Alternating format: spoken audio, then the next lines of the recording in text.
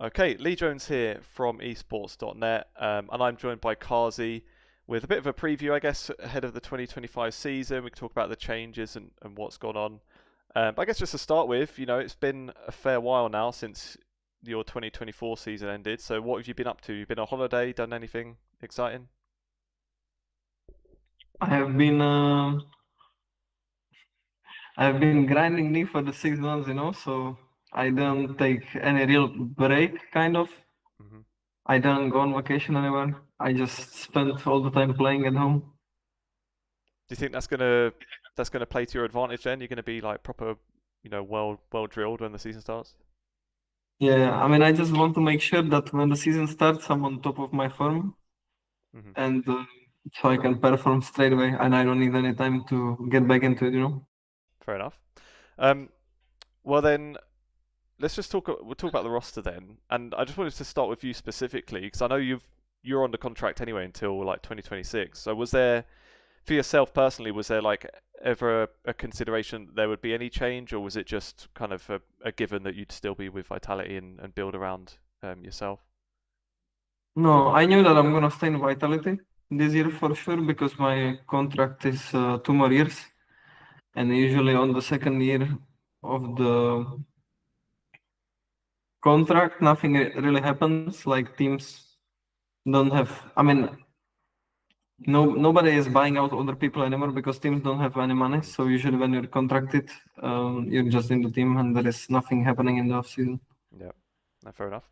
Um, well, the rest of the roster that obviously has been a bit of a change up then. Just first, I guess, what are your thoughts on the newcomers?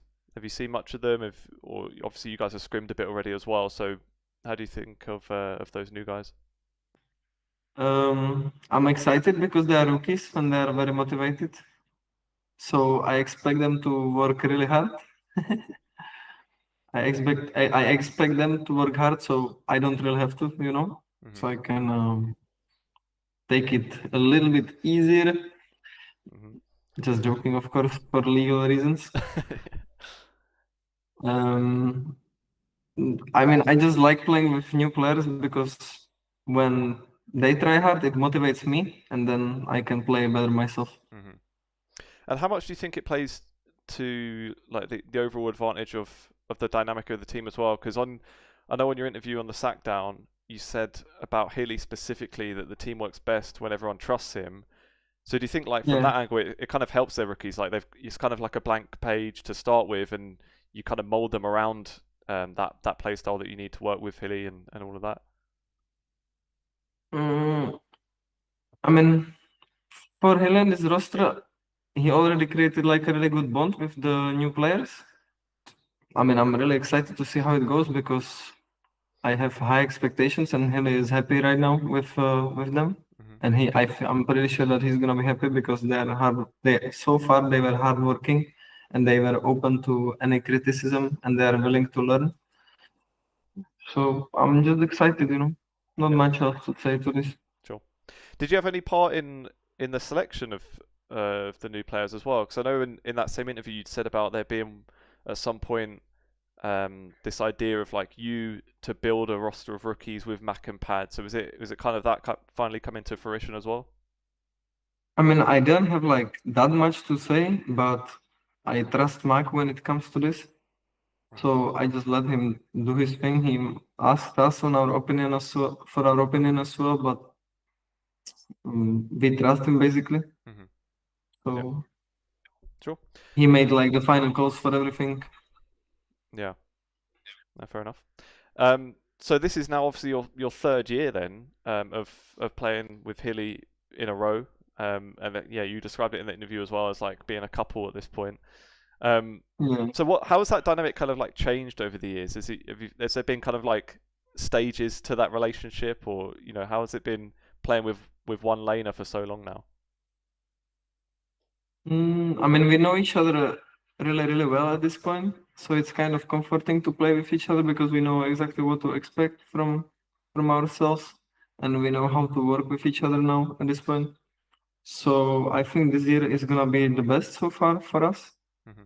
competitively, and I think we should be. What's the word actually? I forgot.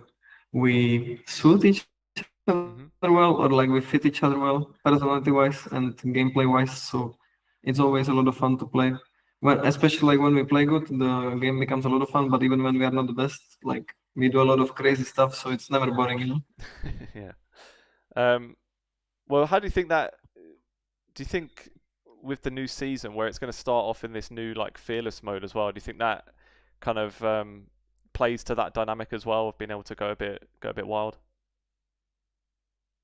For sure, but we first have to see how it's gonna go because I don't know what to expect from the new mod or like the new fearless mod. Hmm. So we will have to see because I don't know how much is it gonna affect the gameplay. Sure. Uh, I wanted to ask about the scrims that you guys did around Worlds. I know you were going to be scrimming at least like at the start, wasn't it? When all the teams came over to Europe. So what was that experience like? How did that all go? Actually, we did pretty well. I was surprised because we improved and we played kind of well, I'd say, better than the previous team that we had here against the other world teams. So it gave me a lot of hope, Hmm. and it was a nice time that we spent together. Sure. Was there any team you scrimmed against that like surprised you a bit? Like maybe was there one of the Asian teams that you guys did better against than you thought, or was there a European team that was stomping everyone that you didn't expect?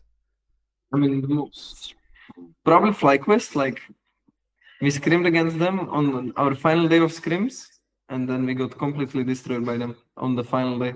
Like they improved so we scrimmed them at the beginning and it was fine, and then at the end they stomped us. So they improved so much during the world. Nice.